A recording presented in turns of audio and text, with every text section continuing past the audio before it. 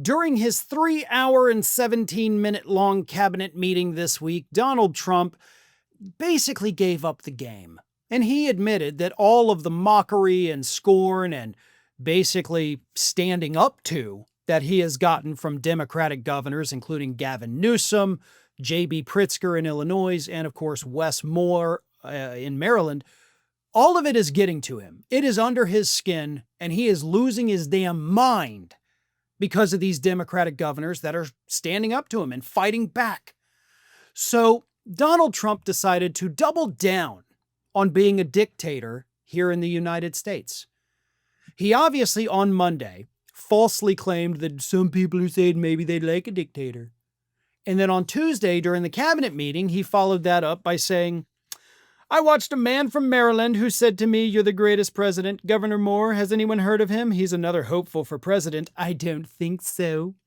But then he goes on television and says, oh, Trump is a dictator. He's a dictator. So the line is that I'm a dictator, but I stop crime. So a lot of people say, if that's the case, I'd rather have a dictator, but I'm not a dictator. A lot of people are saying maybe we'd like a dictator. I'm a man with common sense and a smart person. No, you're not. Also, Wes Moore never said you're a great president and that he loves you, but that's not even close to being accurate in any measure. There are no some people are saying, because there's never some people or many people, as Trump loves to say. He projects his own wants and desires onto these fictitious characters, then hears them say this thing because it's in his head, and then he's like, oh, well, people want this, so I'll do it. But that's definitely a mental illness, right? He's listening to the voices in his head.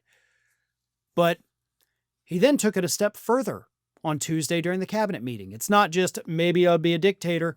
He then admitted, or at least proclaimed himself to be, completely above the law, saying, I can do whatever I want because I'm the president.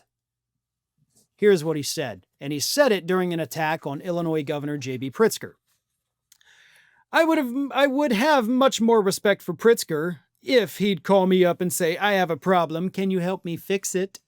I have the right to do anything I want to do. I'm the president of the United States. If I think our country's in danger, and it is in danger in these cities, I can do it no problem going in and solving, his difficulties. But it would be nice if they'd call in and say, would you do it? And we do it in conjunction. Now, we work very well with the police because we naturally get along with the police. So the police and us work really well together.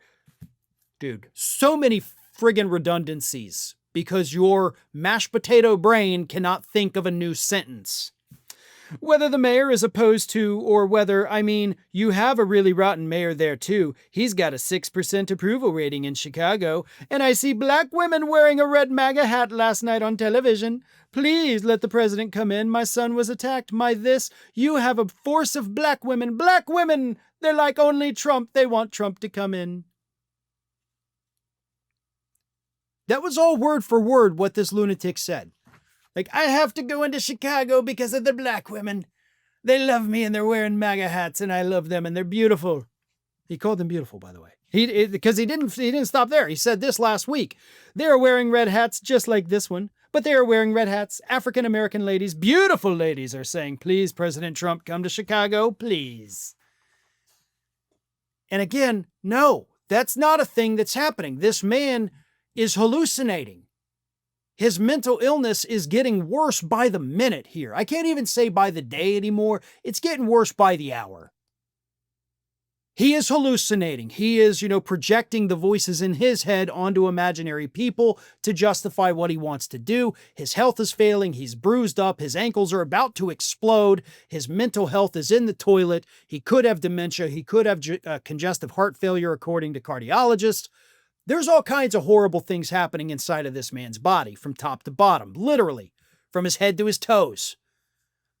But none of that matters because he wants to be a dictator. He says, I can do anything I want to do because I am the president of the United States. And he believes that. And that's the scariest part.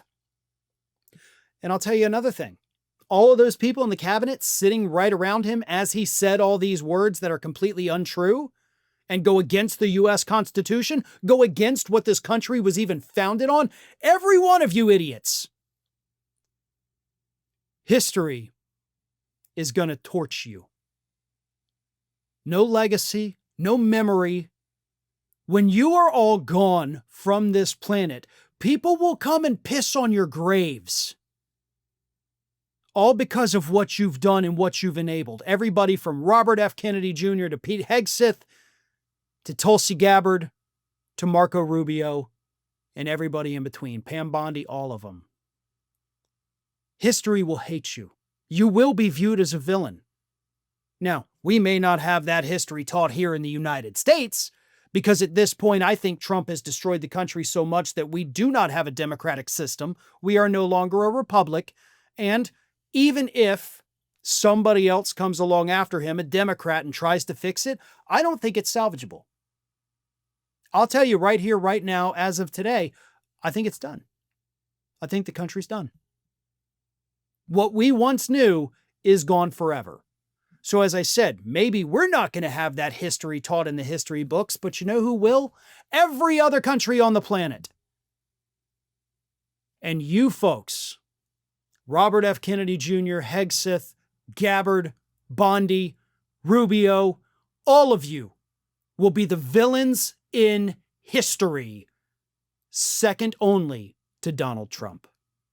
That's your legacy for allowing this to happen. Did you know that you might be missing out on wonderful content from me? I mean, you're here already because clearly you like what you see. So if you're not already, please do subscribe to the channel. Make sure you like the video, share them with your friends and family, but also follow me across the rest of the social media world. And it's not that hard to do.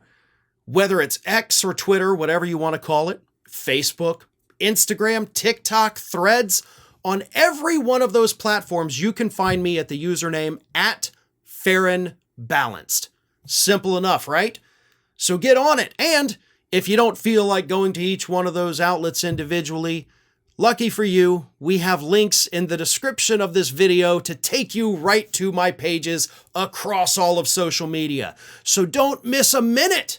And while you're at it, make sure you're also subscribed to the Ring of Fire YouTube channel, which I have been hosting for many, many years now. We've got more than 1 million subscribers over there, and there is fresh content over there every single day of the week. So again, if you're not subscribed, subscribe to this channel, and while you're at it, go subscribe to Ring of Fire at youtube.com/The Ring of Fire and @FarronBalanced across every social media platform.